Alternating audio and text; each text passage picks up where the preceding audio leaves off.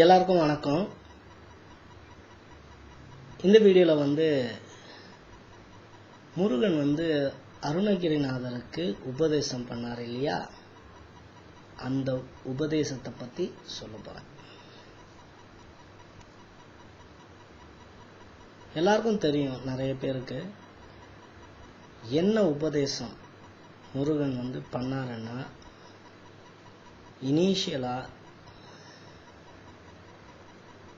சொல்லற சும்மா இரு அப்படின்னு சொல்லிட்டார். அருணகிரி திருவண்ணாமலை கோயிலில் அந்த கோபுரத்தின் மேலே ஏறி குதித்து தற்கொலை செய்து போகும்போது அவரை தடுத்து ஆட்கொண்டு சொன்ன வார்த்தை தான் சொல்லற சும்மா இரு. இப்போ இங்கே தான் நிறைய பேருக்கு கன்ஃபியூஷன். சும்மா இரு அப்படின்னாக்கா சும்மா இருக்க முடியுமா? ஒரு தமிழ் படத்தில் கூட பார்த்தேன், வடிவேலு காமெடி. சும்மா இருக்கிறது ரொம்ப ரொம்ப கடினமான செயல். சும்மா இரு என்பதற்கு உண்மையிலேயே என்ன அர்த்தம், அதை தான் இந்த வீடியோவில் பார்ப்போம். அதுக்கு முன்னாடி பகவத்கீதையில் கிருஷ்ணர் என்ன சொல்றாருன்னா, கடவுளாவே இருந்தாலும் சும்மா இருக்க முடியாது. எதையாவது ஒன்று அவங்க செஞ்சுக்கிட்டே இருக்கணும், இல்லைன்னா சக்கரம் சுழலாது. அங்க அப்படி சொல்லிட்டு அதே விஷ்ணு முருகனா இருக்கும்போது சேனாதிபதிகளிலே நான் கார்த்திகேயன் அப்படின்னு சொல்றாரு கிருஷ்ணர் பகவத்கீதையில. அதே முருகரா இருக்கும்போது அருணகிரிக்கு சும்மா இருன்னு சொல்லுவாரா? யோசிக்க வேண்டிய கேள்வி இல்லையா? சரி, இப்போ அந்த சொல்லற சும்மா இரு அதுக்கு என்ன டெஃபினிஷன் அப்படின்னு பார்ப்போம். என்ன சொல்ல வந்திருக்காரு அங்க அப்படின்றது பார்ப்போம். சொல் என்பது என்ன? சொல் அற. சொல் என்பது எழுத்துக்களின் கூர்வை, தொகுப்பு. 2-3 லெட்டர்ஸ் எல்லாம் சேர்ந்தா ஒரு சொல். அந்த சொல்ல அறுக்கிறது அப்படின்னா ஸ்பிளிட் பண்றது. இப்போ அவன், இவன், அது அப்படின்னு இருக்கு இல்லையா, அந்த மாதிரி இருக்கிற சொற்கள் எல்லாம் பிரிக்கும் போது என்ன ஆகும்னா, அவன் அப்படின்றத பிரிச்சோம்னா ஆ பிளஸ் இவ் பிளஸ் ஆ பிளஸ் இன். அதுன்னா ஆ பிளஸ் இத்து பிளஸ் உ, இப்படி பிரிக்கிறது. சொல் அற. சரி, சொல்லை இப்படி பிரிச்சுட்டேன்னா அதுல இருக்கிறதெல்லாம் என்னன்னு பார்த்தீங்கன்னா வெறும் எழுத்துக்கள். அந்த எழுத்து என்னென்ன? சரி, தமிழ்ல எழுத்து எத்தனை வகைப்படும் தெரியாது நிறைய பேருக்கு. மெயினான கேட்டகரி எழுத்து 2 வகைப்படும். ஒன்று முதல் எழுத்து, இன்னொன்று சார்பு எழுத்து. முதல் எழுத்து என்பது உயிரெழுத்து 12ம் மெய் எழுத்து 18ம் சேர்ந்தது முதல் எழுத்து. இதை சார்ந்து வரதெல்லாம் சார்பு எழுத்து. இப்போ ஃபர்ஸ்ட் நிறைய பேருக்கு உயிர் எழுத்துன்னா என்னன்னு தெரியாது போல இருக்கு. உயிர் எழுத்து என்பது அ ஆ ஈன்னு வருது இல்லையா, அதெல்லாம் உயிர் எழுத்து. புள்ளி வைத்த எழுத்துக்கள் இக்கு, இஞ்சு அப்படின்னு வரதெல்லாம் மெய் எழுத்து.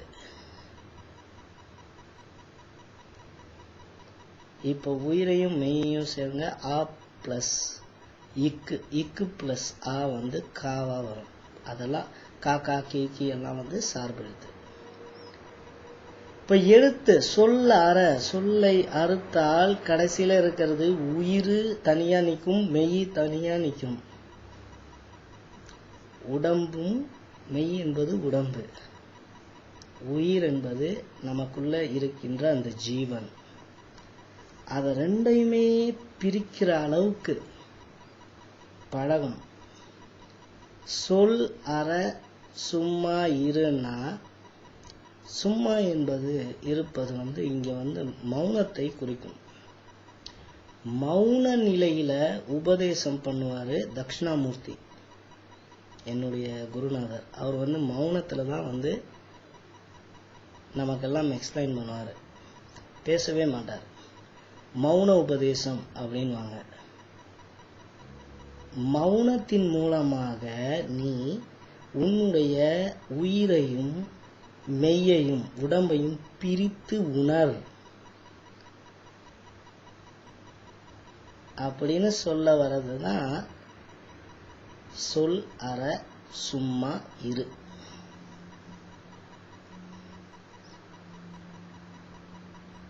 நிறைய பேருக்கு புரியல போல இருக்கு. அதுக்கு நம்ம ஒண்ணுமே பண்ண முடியாது, பிராக்டிஸ் தான் பண்ணி ஆகணும். சொல்லற சும்மா இரு என்பதற்கு உயிரையும் மெய்யையும், இந்த உடம்பு உனக்கு சொந்தம் அப்படின்னு நினைக்காத. உயிர் தனி, மெய் தனி, உடம்பு தனி. இதற்கு அப்பாற்பட்டு இருக்கின்ற அந்த ஆன்மா தனி. இதையெல்லாம் உணர்றதுக்கு நீ மௌனத்தை பழகு, மௌனமா இருந்து பழகு, அதுதான் அர்த்தம். 2-3 இடத்துல அற அறன்ட்டு இந்த கந்தர் அனுபூதியில பாட்டு பாடுறாரு அருணகிரிநாதர். முருகன் இவருக்கு சொல் அற அப்படின்ட்டார். இவரு வேற என்னெல்லாம் அருந்து போக கேட்கிறாருன்னா, கந்தர் அனுபூதியில ஒரு பாட்டு, குறியை குறியாது குறித்தறியும் நெறியை தனி வேலை நிகழ்த்திடலும் செறிவற்றுலகோடு உரை சிந்தையும் அறிவற்றறியாமையும் அற்றதுவே. செறிவு அற்று உலகோடு, செறிவு என்பது சொந்தம், உலகத்தோடு இருக்கிற சொந்தம் அருந்து, உரை பேச்சு அருந்து, சிந்தையும் அற்று நினைப்பும் அருந்து போய், அறிவு அற்று அறிவும் அழிஞ்சு போய், அங்க அறியாமையும் அற்றதுவே. தெரியாதது என்றது எதுவுமே இல்லாம எல்லா ஞானத்தையுமே நம்ம அடையறதுக்கு அந்த அறியாமையும் அருந்து போக செய்வாய் முருகா அப்படின்னு கேட்கிறாரு. வேற என்னென்னலாம் சொல்றாருன்னா, கைவாய் கதிர்வேல் முருகன் கடல் பேற்றுய்வாய் மனநே ஒளிவாய் ஒளிவாய் மெய்வாய் விழி நாசியோடும் செவியா மைவாய் வழி செல்லும் அவாவினையே. மெய்வாய் விழி நாசி செவி, இந்த 5 விதமான ஐம்புலன்களாலும் ஏற்படக்கூடிய ஆசை, அவான்னா ஆசை, அந்த ஆசையும் அருந்து போகணும். முருகன் இவருக்கு சொன்னது சொல்ல அறன்றதை வச்சு இவர் எத்தனை கண்டுபிடிச்சிருக்காரு பாருங்க. அந்த மௌன நிலையில, மௌனம் அதுக்கு தான் சிறந்ததுன்னு நிறைய பேர் சொல்றாங்க. ஞானிகள் நிறைய விஷயங்கள் தெரிந்துக்கிறதே மௌனத்தின் மூலமாக தான். அதனால நம்ம எவ்வளவுக்கு எவ்வளவு குறைவா பேசுறோமோ அவ்வளவுக்கு அவ்வளவு ஞானம். மலை பேசாது, அதனால நீண்ட நாட்கள் உயிர் வாழுது. கடல் பேசாது, பேசாதவைகள் எல்லாம் நிறைய நாட்கள் இந்த உலகத்துல இருக்கும். மரம் பேசாது. யோசிச்சு பாருங்க, உங்களுக்கே தெரியும். பேசுவதனால நம்ம உடம்புல இருக்கிற அந்த பயோமேக்னட்டிசம் எல்லாம் நிறைய வேஸ்ட் பண்றோம். அப்படி நீங்க வேஸ்ட் பண்ணித்தான் ஆகணும் அப்படின்னாக்கா அதை யூஸ்ஃபுல்லா வேஸ்ட் பண்ணணும், 4 பேருக்கு நல்லது சொல்ற மாதிரி. இந்த வீடியோல நான் சொல்ல வந்தது இதுதான். இன்னொன்று முக்கியமான விஷயம், பைபிளை பார்க்காத இல்லாத ஒரு கிறிஸ்தவ வீடு இருக்க முடியாது. அதே மாதிரி பகவத்கீதையை பார்த்த இருக்கிற இந்து வீடு பார்க்கறதும் கஷ்டம்.